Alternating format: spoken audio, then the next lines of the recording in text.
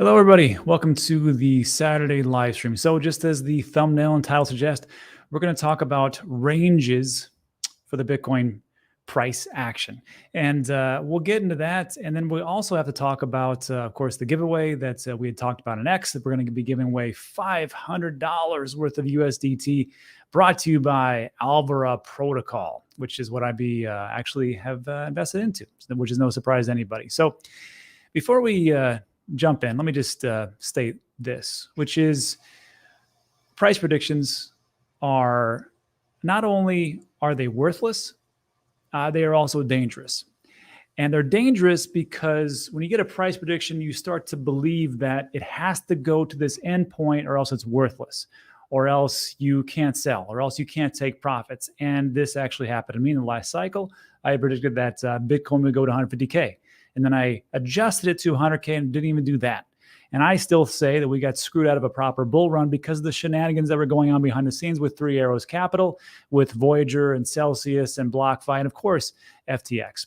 So when I talk about these, we talk about predictions, again, worthless, don't do anything for us. However, ranges, I think something that we could take a look at and see where we're actually going. So for this one, the title was $500,000 to $500,000 for Bitcoin. Now, I always say that because when people ask me, and inevitably they will always ask me the same thing, Rob, what's your price prediction? And I say, well, Bitcoin could be somewhere between $5 and $500,000 by the end of 2024. And I think I nailed that range. But what I want to take a look at today was just where we could actually potentially go. And this actually kind of stems from, there was a great video put out by Bob Lucas.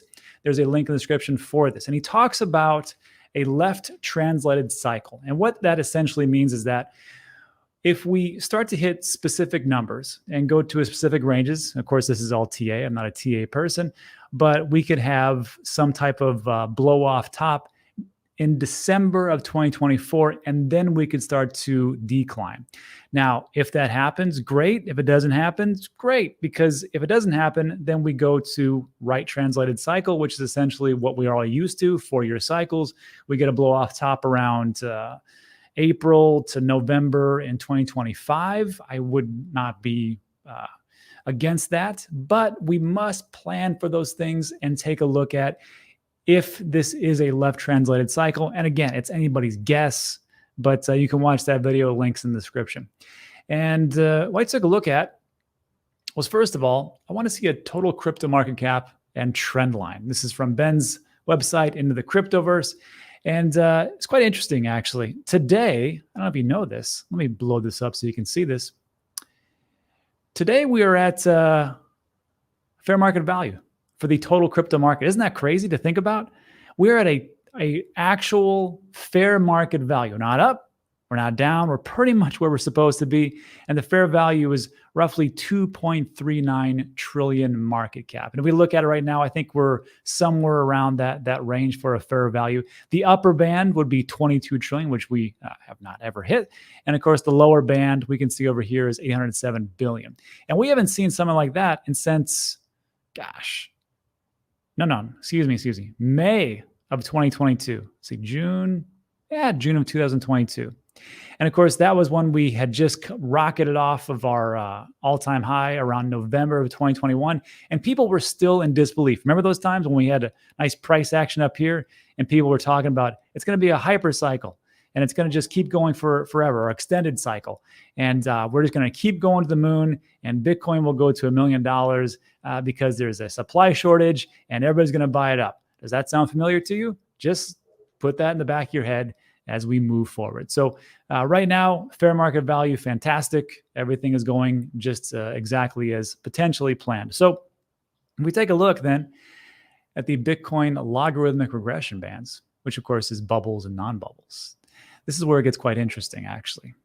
So if we can blow this up, and this is why I say there were shenanigans, because it's just trend lines, just upper bands of bubbles and non-bubble bands and just drawing lines, which has actually played out pretty well over a time frame. We can see that, back in 2011, we have these bubble bands. And the upper band, hit off in 2011, and then we hit there 2013, and then we were at an upper band in 2017, and everything was going according to plan until, again, 2021. I still think we got screwed out of that bull run. There was something wrong, and we can see that it's actually going.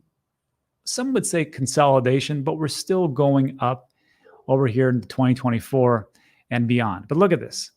If we would have actually had that bull run, the trajectory of this logarithmic regression band would not be where it is today. We would not be in this kind of sloping downward area. But even as it is, I would like everybody to notice this. If Bob Loukas is right, and he's right in one way. We're either going to get a blow off top in 2025 or we're going to get some crazy blow off top in 2024. I don't care when it is. If it's 2025, great, because that means we have all the time in the world to keep accumulating. But let's just say that this actually happens. And again, we're taking a look at lower bands, upper bands, bubble upper bands, because we're going to blow past these non-bubble bands here. So let's take it to December of 2024. Oops, I already passed it. It seems like we're going forever, but it's not. Look at this. So let's just take 12 December. If we're looking at that, and this, of course, is just Bitcoin, not the entire crypto market cap. But if we take a look here, that would give us a range, again, a range of the non-bubble upper of 105,000. Okay. Now, does that mean that Bitcoin absolutely has to hit that? No, it doesn't. There's a lot of things to consider. There's MVRV Z-score. There's Puell multiple. There is the Pi cycle top. There is time and risk bands. There is the fear and greed index. There's a host of other things that you can look at. So don't just look at this and go, okay, 105,000, gotcha, Rob. This is what it has to do before I start taking profits. That's what I'm saying. I'm just saying that if we take a look at this, it looks fairly reasonable, 105,000. And like we've talked about before, we are way ahead of schedule when we're talking about the price appreciation before the halving. Usually at this point, we are 60% below our all-time high. And right now, we're like at 5 to 7% below the all-time high. Anyhow, if we're looking at this, it's 105,000 for the non-bubble upper. Not too bad, which is essentially right here, which if we come over here, we almost actually hit that. And if we keep going up and take a look at it, where could it be? Well, the bubble lower band could be 226,000. Would anybody have any problem with a Bitcoin at 226,000? I wouldn't. And the upper band is 337. But there's another criteria or another option that we may not consider, which is this. Because we did not, again, hit a reasonable, like I say, we got screwed out of a nice bull run. Because that, maybe at this point, we overcompensate. I'm not saying we're going to hit a 500,000 Bitcoin. I'm just saying that these are the ranges that it could be, just taking a look and extrapolating these things out. And of course, as we see, all the ETFs, there's only 900 Bitcoin that's being produced every single day by Bitcoin miners. And there's roughly around 10,000 that are being gobbled up by these ETFs. And then, of course, April 20th, or somewhere around there, that'll be 450 Bitcoin. And there'll still be people asking for it at 10,000. And there's also new ETF participants getting into the mix. So right now, if this holds true, we're looking for the bull run that we were actually due in 2021. And that's a range for you. So let me know what you think about that in the comment section. This is kind of a bullish video. Not my forte, but it is what it is. This is the data. This is what we're looking at. So there's that piece. And then also, I want to bring to everybody's attention because we put a lot of emphasis on Bitcoin. And Bitcoin is going to do well, I think. I don't think by the end of 2024, we'll still be at 62,000 or whatever it is today. However, remember, there's these things called altcoins. I know some people hate altcoins and they think they're trash. And let's be honest, most are. But in the bull run, things do quite well. And we had been doing a DCA series since September 1st, 2023. And I picked September 1st because historically, that is the worst month for the crypto, Bitcoin, digital asset market, as well as the traditional stock market. September is a horrible month. And I picked that to show everybody just how low we could go. And of course, I screwed up because September was a fantastic month for some reason. But it is what it is. And I said, okay, here's what we're going to do. We're going to put $10 in a day on Bitcoin. And also, we're going to pick a bunch of different projects. I picked Ethereum, Solana, Cardano, Dogecoin, Doge, AVAX, Link, Polkadot, Matic, Atom, Near, Immutable X, Stacks, and Celestia. And you can go back to those videos. I don't think I had Celestia on there and Immutable X, but we're just taking a look at it, things. And I just want to show you that don't fade the altcoin market. I know some people say, well, they're not at their all-time highs. Well, that's good. I don't want them at their all-time highs. I want them to stay low because I keep buying right now. And if we just take a look here at how well we would have done over time from September 1st, 2023, look at this. You're doing just $10 a day. $10 a day. It doesn't really matter. $10 a day, $10 a week, it's the percentages. Well, we'll alter it a bit. You're all right. But if we just kind of take a look at this, we're doing pretty good. And take a look at where Bitcoin is. Like November 3rd, you're like halfway there. You're like right in the middle. You're up 23%. Yay. Solana, you're up 75%. Chainlink, you're up 53%. Near 32. ADA 27. Stacks 25. AVAX 24 by 9, 23.4 for Bitcoin. Let's keep going. And we're glowing. We're going. We're walking. We're walking. Look at this. December 10th. Bitcoin's only up 40%. Matic beat you. Doge beat you. DOT beat you. Stack. AVAX beat you by 212%. Let's keep going. But you see where I'm going with this, right? Bitcoin will do really well. Bitcoin, I don't think anything will flip Bitcoin. Bitcoin is probably the best thing that's out there right now. And of course, people will disagree with me in the comment section. It is the safest asset in the most volatile market that we potentially have. But over time, gains are there and they are there to be had. And of course, yes, in this market, anything can happen. But just look at this. Look at this right here, February 13th. Bitcoin is 1, 2, 3, 4, 5, number 6, 7, 8, 9, 10, 11, 14, 14. Yeah, it's below the 50% line. So, I mean, you're still at 41%, but look at this. Immutable X, Stacks, Solana, AVAX, Near, Link, TIA, ADA, then Bitcoin. Now, going over here, we can see that actually, Bitcoin's still not bad. So even if you got in September 2023, so September, October, November, December, January, February, 6 months ago, you're doing pretty good. But you would have done a little bit better on alts. I'm not saying to get in alts. I'm just saying don't fade alts because there is a piece for those. Anyhow, that concludes that piece. Let me know what you think about that in the comments. I still am dollar cost averaging Bitcoin and a ton of alts. Some are daily, some are every 3 days, and some are every week. But I do think they have their place. And I think getting into the right one at the right time will be life-changing money, but I can't say what it is. All right, so that concludes that piece. Now let's get into the giveaway. So Alvaro Protocol, of course, you know that I invested into it. I don't talk about anything unless I invest into it. They reached out to me and said, hey, how'd you like some tokens? Nah, not really. How about you give me $500 and I'll give it away to my subscribers? They said, sure. So they gave me $500 in USDT on BEP20. BEP20 is the Binance Smart Chain. So what we're going to do right now, first of all, if you'd like to find out why I invested into Alvaro, which is essentially a DeFi hedge fund, there's a link in the description. It's for Dan Degen channel. That's where like all the risky stuff is. I keep that separate.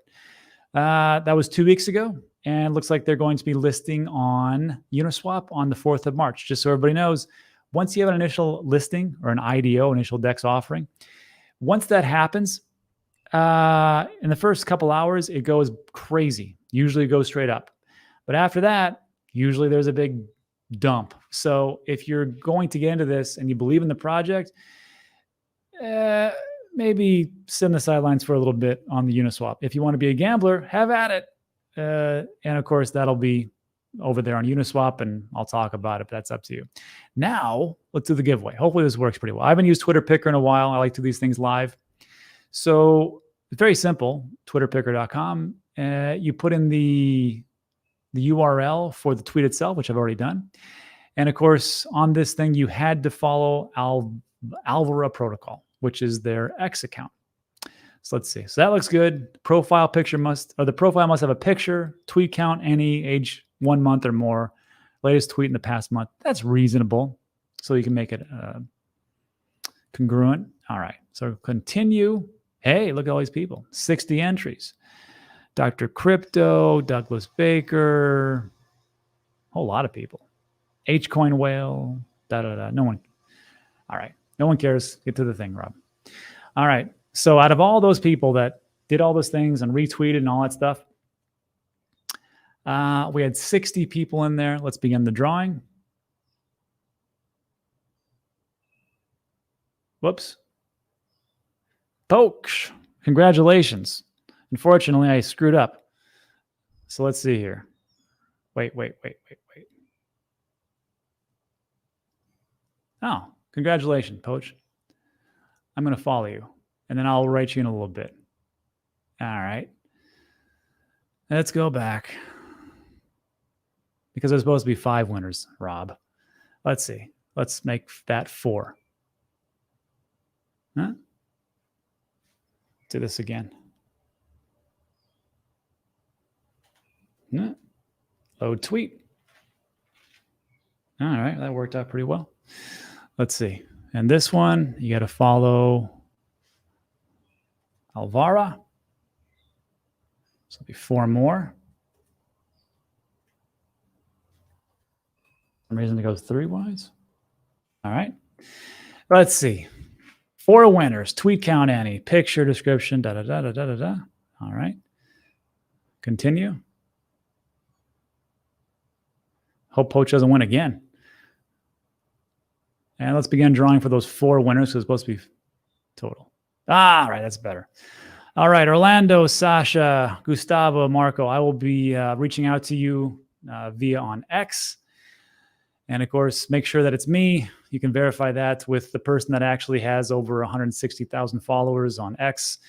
But I'll be asking you for your Binance Smart Chain wallet, and I'll send you $100 worth of Tether. Thanks for playing. And that's it for that piece. Now, everybody, I guess there's a couple of things. Let's see here. Now I got you. Oh, also for the DGen part, if you're curious as to what I've been investing into lately and previously, there's a link in the description. And it's my DGen chart. You can click on that, and there's all the things that I've actually invested into, and even the new ones. Also, how much I made, and the gains, and what the investment's worth now. So like some of these are pretty good. Like Genso Kishi, I put in 5,000, went to $500,000 at its all-time high. Everdome, I put in 1,000. Yeah, got 16,000. Fame did really good. $1,000, went to 47,000. Sweatcoin, put in 25,000, 157,000 worth of worth. Now, that's at the all-time high. Did Rob sell at the all-time high? Absolutely not. Because I can't time it. I've actually layered out a little bit, except for Sweatcoin. I got locked up because I was on a special round, and they had to lock me for a full year. And then when I got it back out a year, it really didn't do much for me. So it's like at a penny. So right now the investments, Genso Kishi is still up 13,000. That's pretty good. But Everdome, $120. Fame is only worth $70. Pretty sad. And Sweatcoin's worth 17,000. That's pretty close. We'll see how far Kana I've been paying Alvarado. And remember, this was during, one of these was during the all-time high, but the rest of them were during the bear market. And that's it. Just trying to be transparent. That's it for everybody. So look, if you like today's video, give it a thumbs up. Consider subscribing. Everything we talk about is time sensitive.